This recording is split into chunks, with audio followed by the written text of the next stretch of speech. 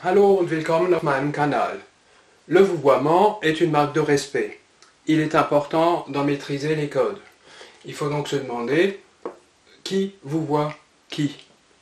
Le vouvoiement se fait entre adultes qui ne se connaissent pas.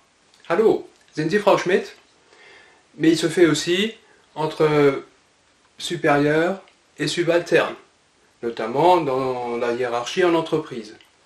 Donc ce vouvoiement est quasiment obligatoire. À savoir que dans certaines entreprises, notamment les startups, notamment les entreprises qui font dans les ordinateurs, dans les logiciels, le vouvoiement se perd en Allemagne.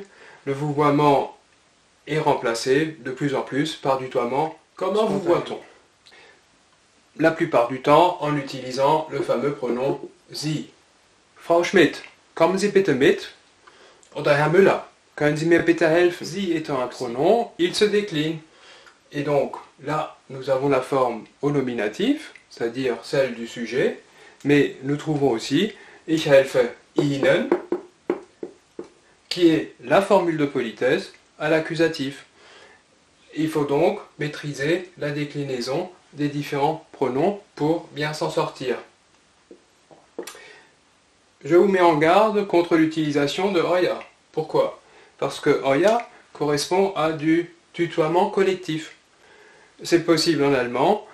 Je peux tutoyer un groupe. C'est inimaginable en français, mais en allemand, c'est tout à fait possible que de tutoyer un groupe. Donc quand vous utilisez Euer, vous êtes en train de tutoyer un certain nombre de personnes dans une réunion par exemple. À éviter. Dernier point, mais comment est-ce que je fais pour savoir que je peux tutoyer un supérieur? Comment est-ce que je fais pour savoir que je peux tutoyer une personne que je ne connais pas? En réalité, la situation se crée au fur et à mesure, de manière automatique, dirons-nous.